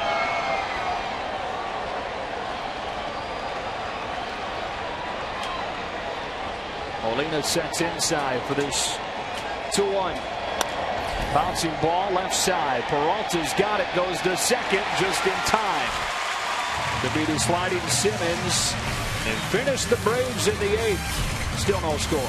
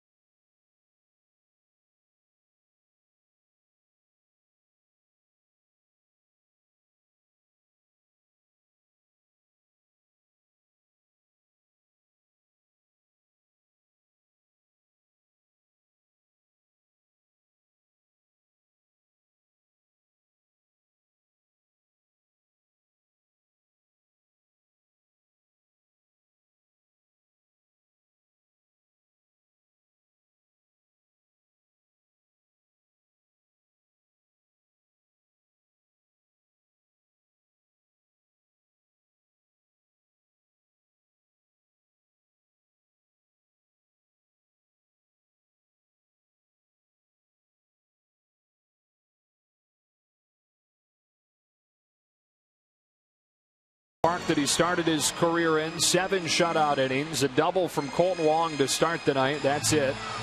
He's walked 1, he's hit 1. He struck out 4 and faces 6, 7, and 8 in this Cardinals order. Yadier Molina jumps at the first one, fouls it back, strike 1. I can't imagine that this is a comfortable matchup for Shelby Miller. Once again, first ball swinging. Shelby stays away from the heater and goes with the cutter. They know each other so well, obviously. Shelby Miller, former battery mate Molina. Bouncing ball, base hit into left center. Over to cut it off, Maben, holding Molina to a leadoff single in the 8th.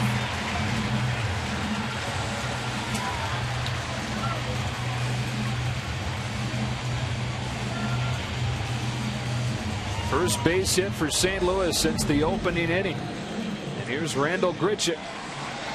With the bullpen starting to go for Atlanta. Luis Avila, the left-hander. And Grichuk, who's been the best hitter for the Cardinals during the second half, but is 0 for 2 tonight.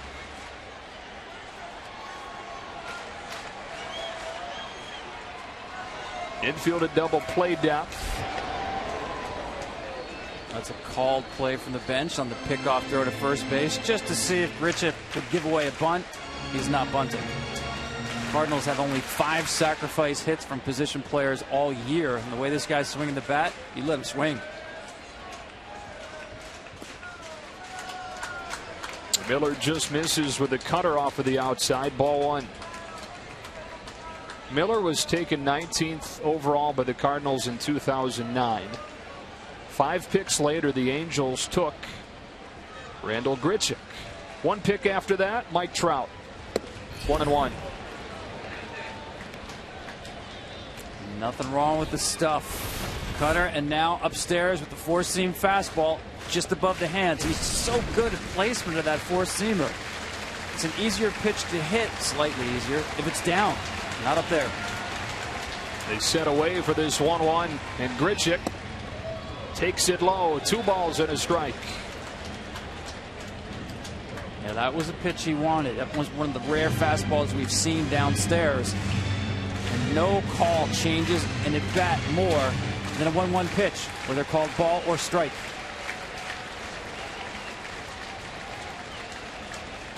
Here's a 2-1.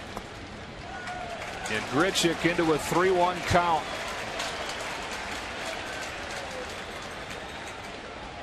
4 home runs since the All-Star break for Randall Grichuk, including home runs in each of the 2 games on this homestand. Molina singled to start the inning. Grichuk fouls it off in a full count. I love it. One of the few hitters counts the Cardinals have seen. He's saying, talking to himself, I can't believe I missed it. Shelby Miller with the challenge fastball, right on time, but just missed it. Gotta believe he stays with the bread and butter, the fastball.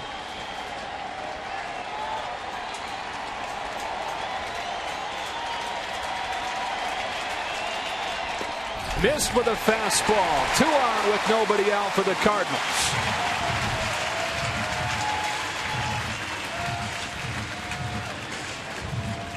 A nice job by Pierzynski to walk out to the mound here. See, Cosma is going to come in to run for Yadi Molina. I like the move by Mike Matheny. You never want to take Molina out of a game, but when you're talking about the go-ahead run, 8th inning in scoring position, that's the difference. Not at first base, in scoring position.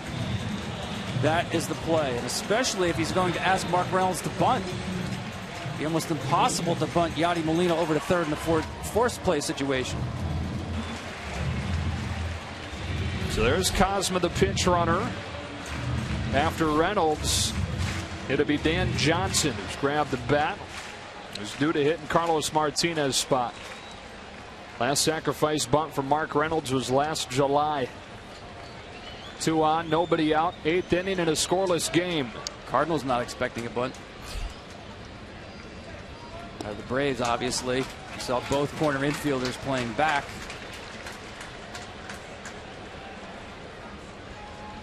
Tom Reynolds has hit more than 230 home runs in his career. He's got 2 bunts. He waits on a 1-0. Trying to add to that home run total for sure. Well, I'll go back to what Jim Leland liked to say. Don't ask a player to do what he's not comfortable doing. In this case, don't ask Mark Reynolds to bunt.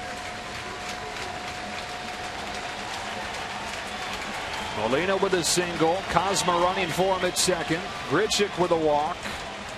Reynolds behind 1-2. And Miller sticking with that 4-seam.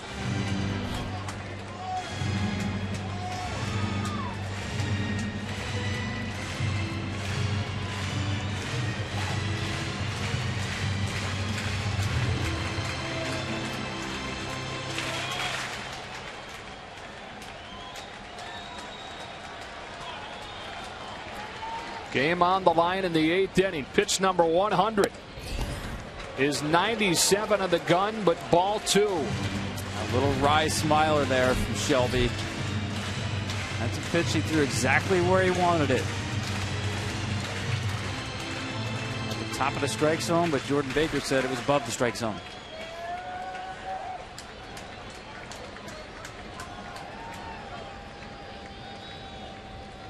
Two on, nobody out. 2-2.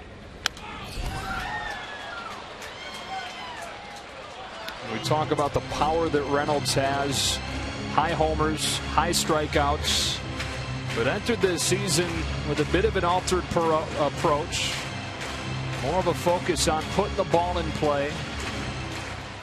And the numbers would show that to a degree. Still always going to be a high strikeout guy. But he's been better at making contact in his first season in St. Louis.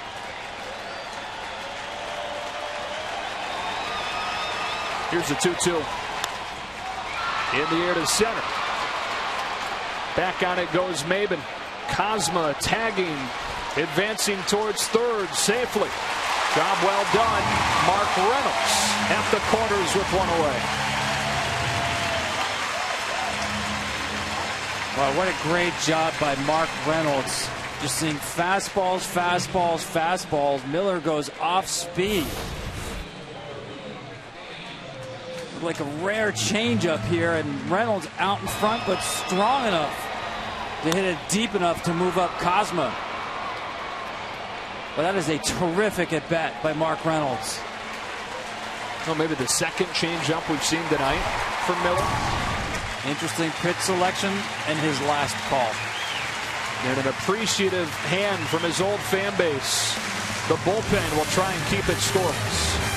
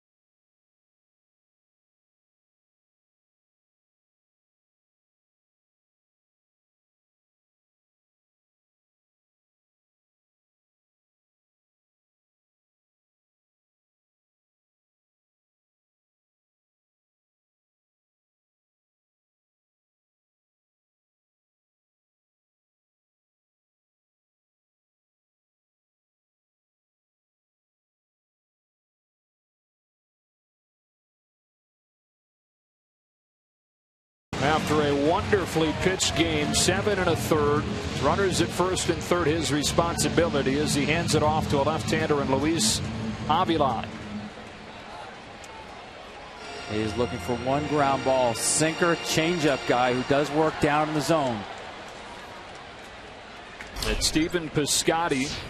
It was just called up this week. Top hitting prospect in the Cardinals system.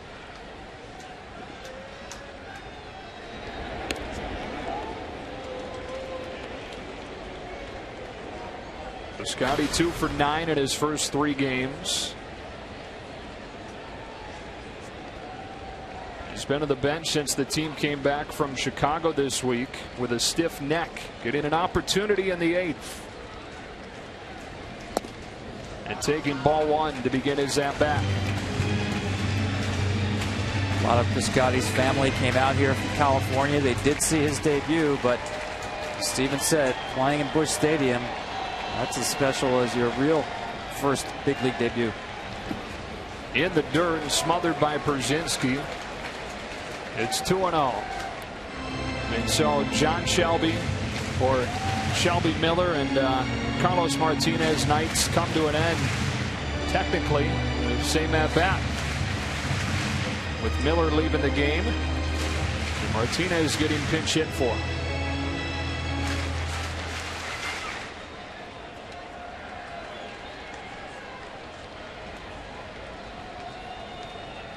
The 2-0.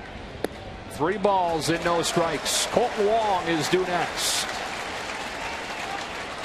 You saw the changeup there, even at 2-0.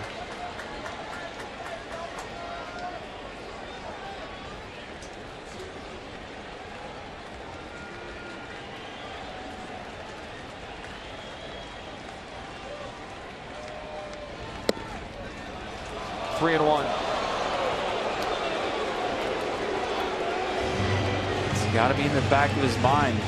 Avilan throwing a changeup 2-0. Does he throw it at 3-1?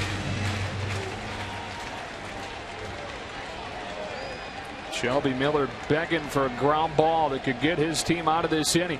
3-1 will come after a toss to first.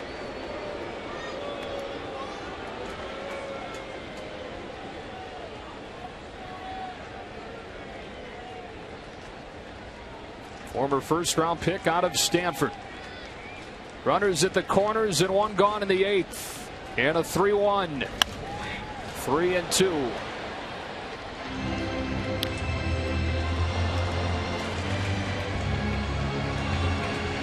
These 2 guys dueling tonight. No score in the 8th. Up to the bullpens at this point.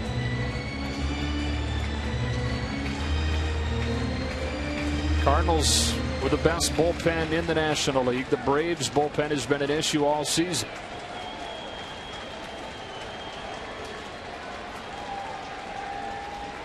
(3-2) in the air to right. Markakis waits, catches. Here comes Kozma. Here comes the throw. It's late. And the Cardinals strike first on Piscotty's first career run driven in.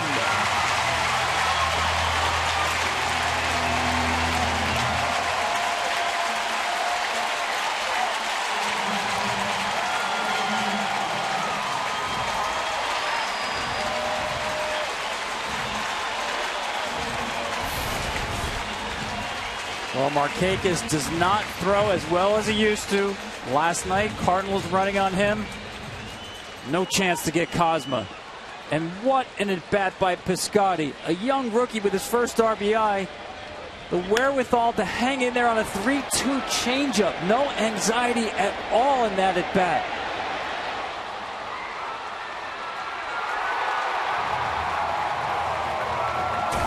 Shelby Miller can't believe it. Colton Wong steps to the plate now. It's another fabulous outing for Miller where he's got no run support and is in danger of that streak going to 12 straight starts without a win, despite 8 quality starts over that stretch.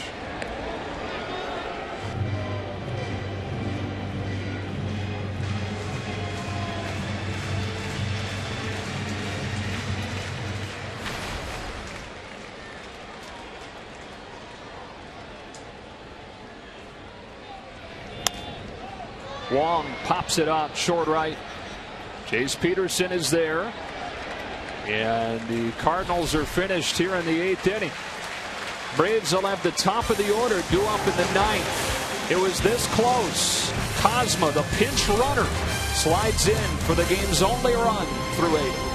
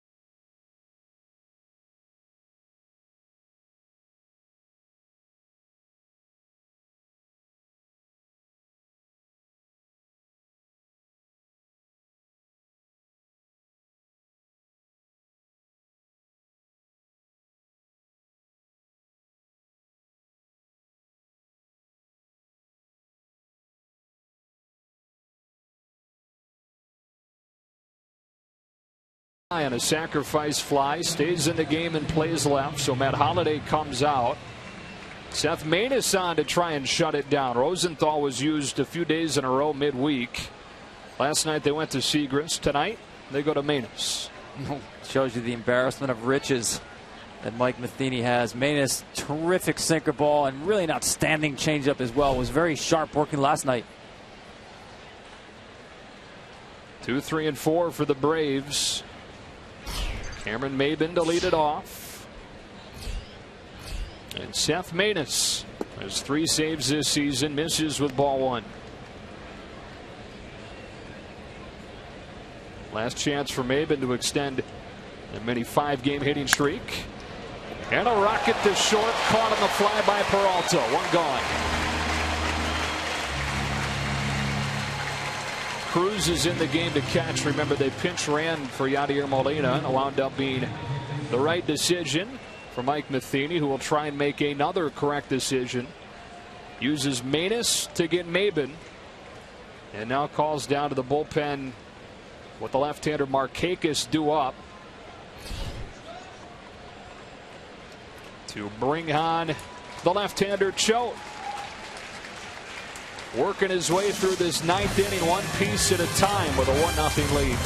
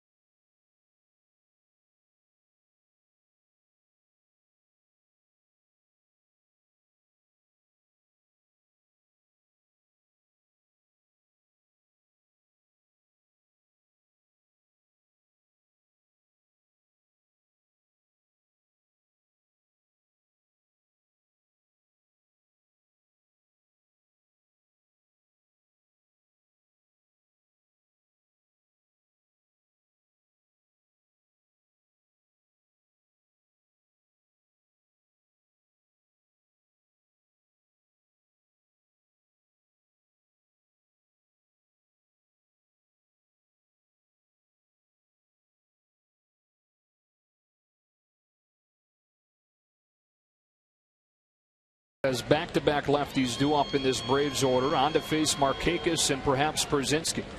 Well, Markakis 2 for 10 against Choate to match up the Cardinals like, but Pierzynski's 3 for 6 against Randy Choate. Markakis takes strike one. It'll be interesting to see if Freddie Gonzalez decides to send a right-hander up, perhaps forcing Mike Matheny to have Steve Cishek make his Cardinals debut. You're right. His choice is Lavarnway against Cishek or Pierzynski on Choate. I think he stays with Pierzynski. Ball and a strike on Markakis, who has only homered once this season, but averaged about 16 home runs per year while he was in Baltimore. So he's got the kind of power to tie this game.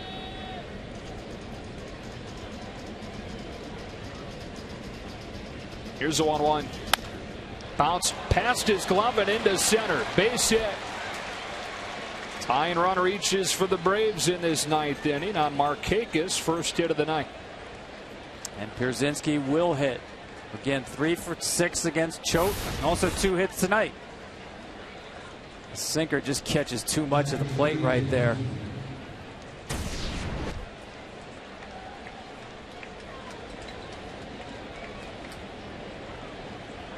So the senior member of this Cardinals team and Randy Choate, who's 39 years old, gets A.J. Pierzynski, who is 38 years old. Couple of veterans going at it with a tying run at first and one gone in the ninth.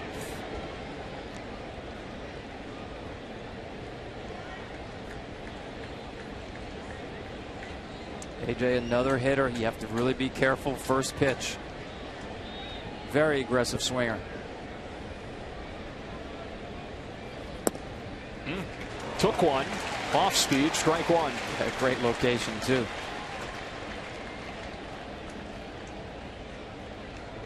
Six home runs this year for Pierzynski. Markakis at first and one away. Choate with an 0-1. 1 ball, 1 strike. Freddie Freeman would bat next.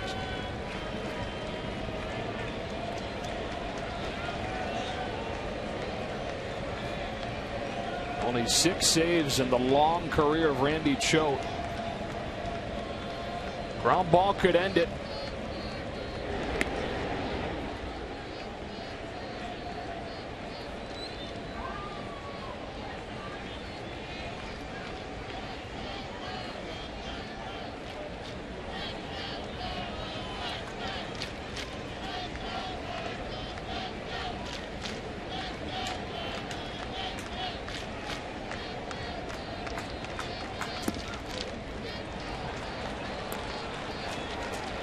That's the first slider he's thrown to A.J. in this sequence.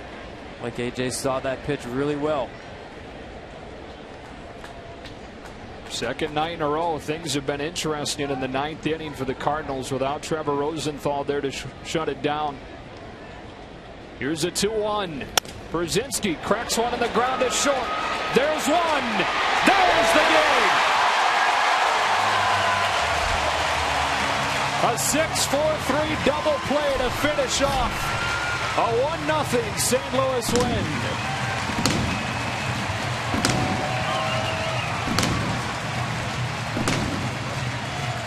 Time for the play of the game, fueled by Gatorade, and it's the play that played of the game's only run. Sacrifice fly, Stephen Piscotty. 3-2 changeup, and the rookie with the great at bat, showing no nerves. Scoring Pete Kozma, finally a run across the plate. So another fantastic outing by Shelby Miller is wasted. And Carlos Martinez made a winner. 1-0 the final score. Cardinals have won 5 in a row. 7-1 since the break. Time now for Fox Sports Live.